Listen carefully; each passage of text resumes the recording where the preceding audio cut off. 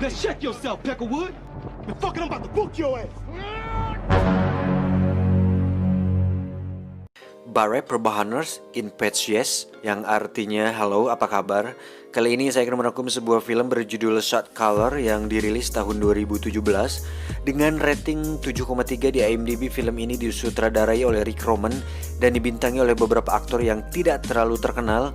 Tetapi alur cerita yang menarik di sini membuat saya tertarik untuk membahasnya.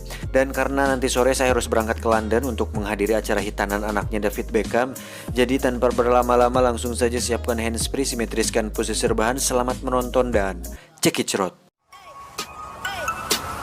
Get it when I get back.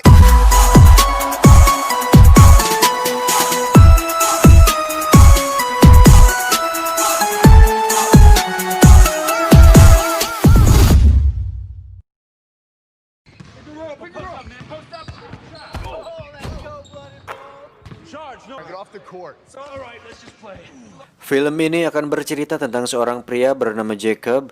Dia adalah seorang pekerja kantor biasa yang memiliki hidup normal, sekaligus seorang ayah yang memiliki istri dan sebuah anak yang masih kecil.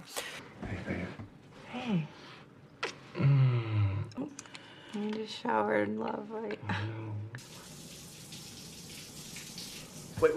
What'd I do? It's just Suatu hari saat dirinya pulang dari sebuah pesta bersama rekan dan istrinya, tak diduga terjadi kecelakaan yang mengakibatkan rekan dan istrinya tersebut meninggal. Untuk itu, Jacob dijatuhi hukuman 7 tahun penjara. Yeah, that's right, partner. All right. I need the light. What?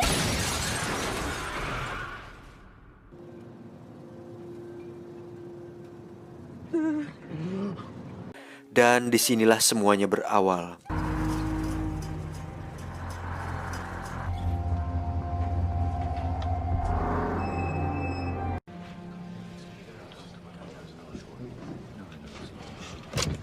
I'm responsible.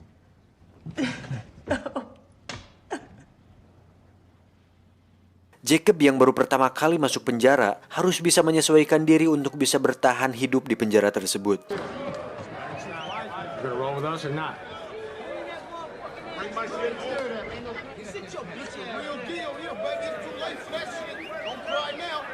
Terlihat ada seorang pria kulit hitam yang lugu dan terlihat lemah, dan malam pertamanya di penjara, Jacob harus menyaksikan si pria kulit hitam tersebut mendapatkan pelecehan seksual oleh para tahanan lain.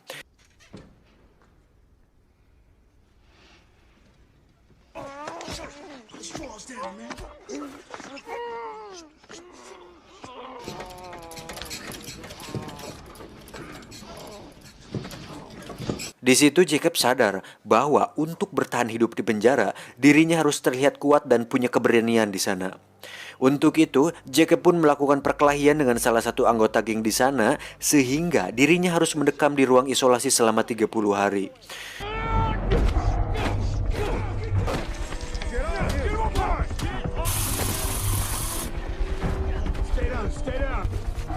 Fish has heart. Step in. Leave your dirties by the door.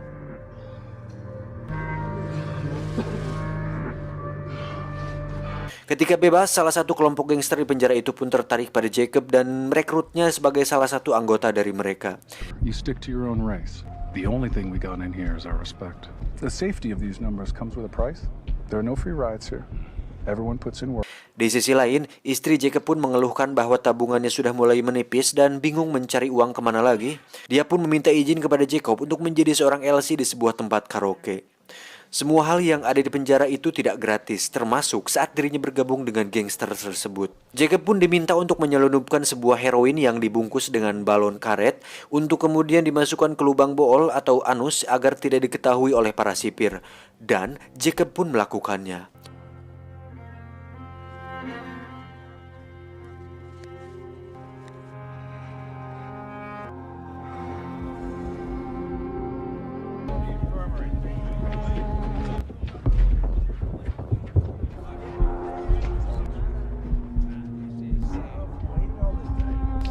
No loitering, Jenkins. Let's go. Keep good hygiene, sir.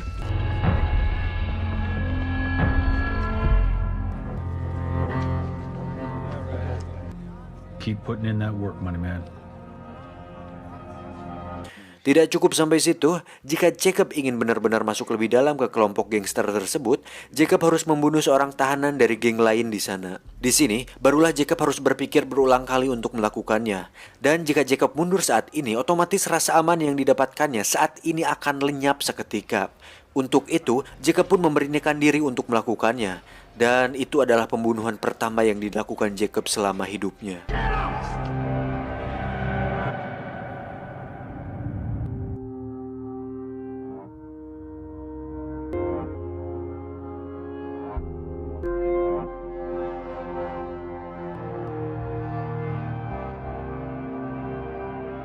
Beberapa tahun berlalu, kini Jacob sudah terlihat berbeda dengan kumis dan rambut layaknya gangster sungguhan. Pria ini bernama Shotgun. Pada adegan ini, Jacob diberitahu oleh Shotgun bahwa ada seorang pria bernama Herman Gonzalez yang merupakan salah satu orang yang paling berpengaruh di sini dan di luar gangster ini. Suatu hari terjadi sebuah kerusuhan antar geng di mana Jacob terpaksa ikut di situ. Dalam situasi tersebut, terlintas dalam pikiran Jacob untuk memanfaatkan situasi tersebut agar mendapatkan respect dari Herman.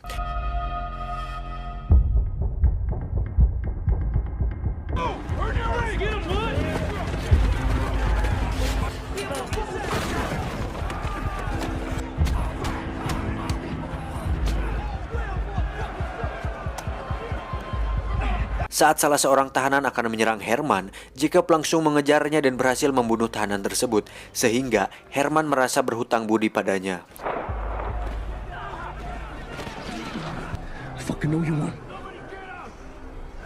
Namun karena tindakannya tersebut, Jacob harus mendapatkan penambahan hukuman selama 6 tahun penjara. Hal tersebut membuat istrinya sedih. Jacob pun meminta sang istri untuk melupakannya. It's over. Forget I exist. Jacob pun dipindahkan ke penjara lain di mana penjara tersebut khusus mengurung para tahanan dengan tindak kriminalitas berat. Saat sampai di selnya, Jacob langsung bertanya siapa orang paling berpengaruh di sini. Si teman sekamarnya pun mengatakan bahwa Redwood lah orang yang cukup berpengaruh di sini. Who's got the keys here? Redwood from the brand?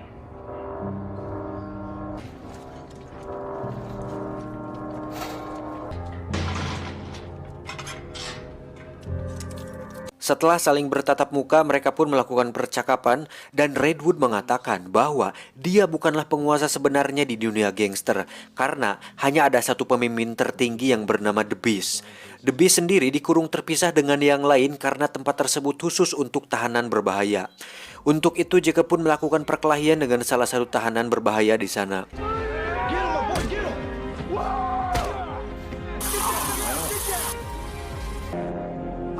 Hey. Benar saja, kejadian tersebut sampai di telinga The Beast. Jacob pun dibawa oleh salah satu sipir yang merupakan anak buah The Beast untuk bertemu langsung dengannya. Sedikit penjelasan tentang The Beast, dia merupakan pemimpin tertinggi dari sebuah gangster paling berbahaya di dunia.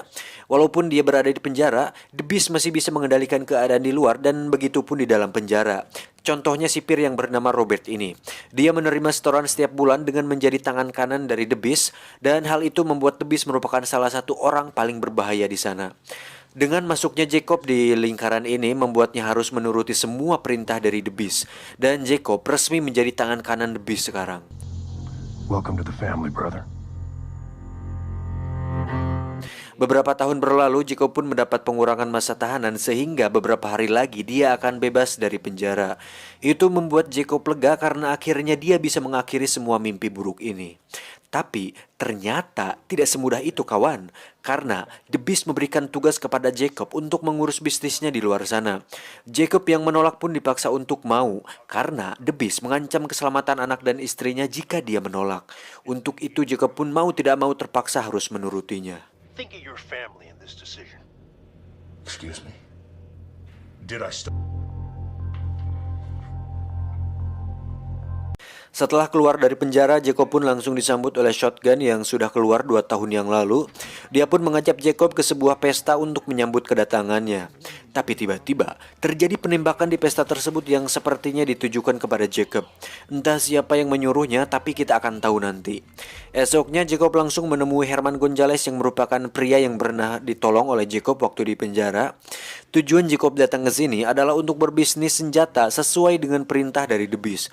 Dengan semua tindakan Jacob waktu di penjara membuatnya mendapatkan kepercayaan dari semua orang yang berpengaruh di lingkaran ini. Di sisi lain, Jacob pun diam-diam menemui istrinya tanpa ada orang yang tahu. Karena jika ada salah satu anggota gangster tahu, maka keluarganya tidak akan aman. Jacob pun memberikan uang kepada istrinya, namun dia menolaknya. Oke, sampai sini saya akan jelaskan situasinya. Jadi setelah semua yang telah dilakukan Jacob, sebenarnya itu merupakan sebuah keinginan untuk bertahan hidup, di mana jika dia tidak menjadi apa-apa di penjara, mungkin saja sekarang dia sudah mati. Namun masalahnya sekarang adalah Jacob harus terlanjur terjebak di lingkaran tersebut tanpa bisa kembali ke kehidupan aslinya. Esoknya, sang istri membawa anaknya Jacob untuk menemuinya. Anak Jacob yang sudah besar pun mengungkapkan kekecewaannya kepada Jacob karena tidak pernah memberinya kabar selama ini, yang padahal Jacob melakukan itu hanya untuk melindungi mereka berdua. You, your mom, are on your own trajectory now. I get why you pushed us away. It was to protect us. Let us help you get back on your feet. Please. Then stay away.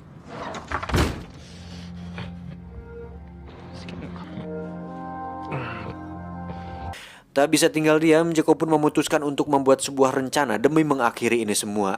Dimulai dengan membunuh shotgun yang ternyata adalah orang di balik penembakan di pesta waktu itu, karena ternyata shotgun iri dengan Jacob yang bisa mendapatkan kepercayaan dari The Beast.